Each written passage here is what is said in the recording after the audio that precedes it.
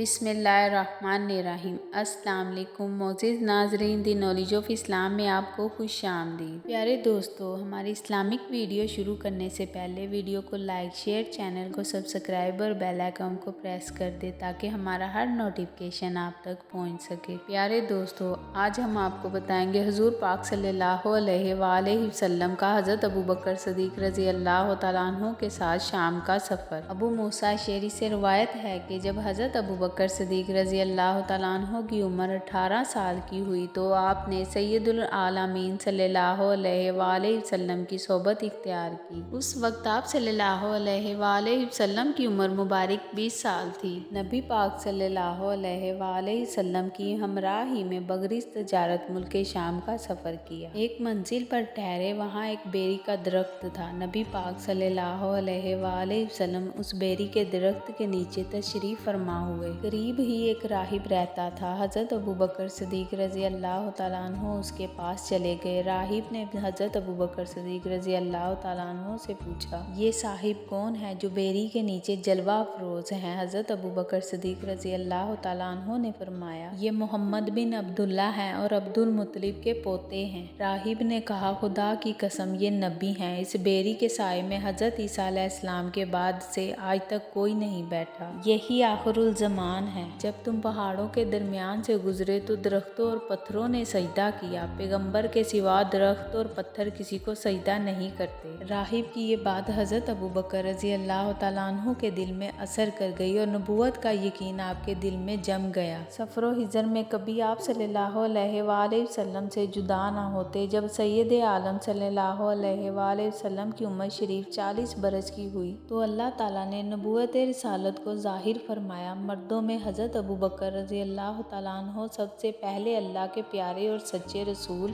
सल्लल्लाहु अलैहि वसल्लम पर ईमान लाए। उस वक्त हज़रत अबू बकर रज़ी अल्लाह तआला अन्हु की उम्र 38 साल थी। तो आप सल्लल्लाहु अलैहि वसल्लम ने अल्लाह ताला से दुआ की जो मुस्तजाब हुई, जिसकी बरकत से अल्लाह ताला ने हज़रत अबू बकर सिद्दीक़ रज़ी अल्लाह तआला अन्हु को इस्लाम की दौलत अता फरमाई।